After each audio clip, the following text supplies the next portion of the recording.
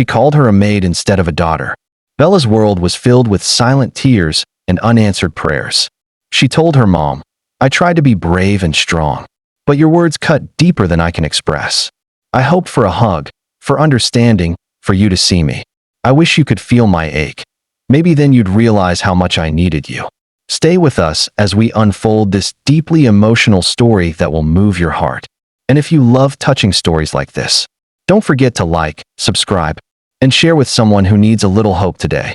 Amaka was a beautiful woman in her early 30s. She had the looks, the charm, and the kind of charisma that made heads turn whenever she entered a room. But beneath the glamour was a single mother filled with resentment.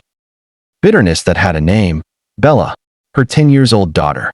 To Amaka, Bella was not a child. She was a mistake, a burden, a living, breathing reminder of a relationship that failed and dreams that were shattered. Every man Amaka dated left the moment they found out she had a daughter, and so she decided to hide Bella from her world. When friends came around, especially men, Bella was instructed to keep silent and stay invisible.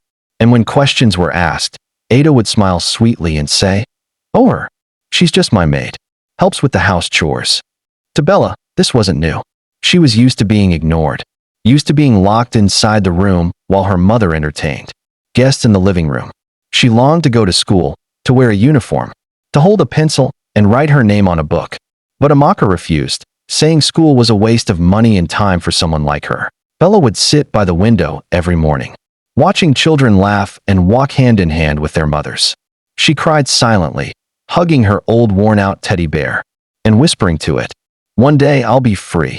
One fateful afternoon, Amaka had a male guest over, a wealthy-looking man named Charles. As usual, Bella was ordered to stay in her room and not make a sound. But in her innocence, Bella forgot and came to the sitting room to pick up a book she had left behind.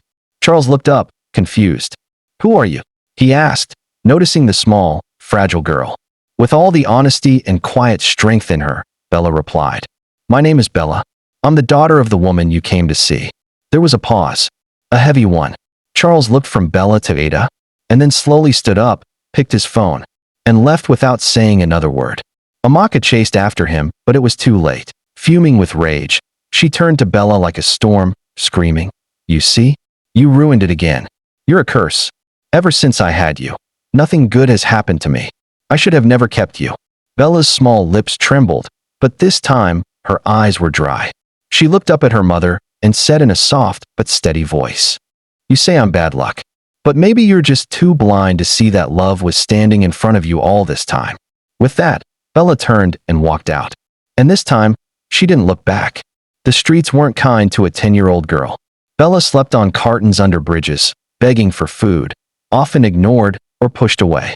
One rainy evening, soaked and barefoot, she attempted to cross a road without looking. A black car screeched to a halt just inches from her tiny frame. A young man jumped out, shocked. "Hey, little girl, are you okay? What are you doing out here alone?" That man was Rick, a kind-hearted, wealthy entrepreneur with no wife or kids, but a heart full of compassion. Bella looked up with scared, tired eyes and whispered, "I have nowhere else to go." Rick didn't leave her on the street. He took her home, gave her food, warm clothes, and slowly gained her trust. Day by day, she opened up to him, telling him everything about Amaka, the rejection, and the pain she carried in silence. Determined to help her, Rick did the unthinkable. He reached out to Amaka. Surprisingly, Amaka was polite, flirty even, not realizing Rick already knew the story. They started spending time together, and every single time Rick invited her out, he insisted, "Come with Bella too." Amaka resisted at first, but Rick always made it clear, Bella is part of the package. He enrolled Bella in school, bought her new clothes, got her a smartphone, and took her shopping. For the first time in her life, Bella smiled like a child should. Over time, Amaka saw something she had never seen before, Bella laughing, flourishing, and even winning a school essay competition. People began to compliment her, saying, "Your daughter is so smart," and "You must be so proud." For the first time, Amaka was proud. She cried silently one night, watching Bella sleep in her new pink bed, whispering, "I'm sorry. I'm so sorry." Rick never pressured Amaka to change, but his love for Bella slowly changed her. Eventually, they became a family, Not perfect, but whole. Amaka started attending parenting classes, and gradually, mother and daughter healed together. Bella grew up in a loving home with Rick as the father figure she never had. Amaka, once bitter and broken, became a voice for single mothers, helping others learn from her mistakes. What started as a tale of rejection became a story of redemption. Because even in the deepest pain, love can still bloom.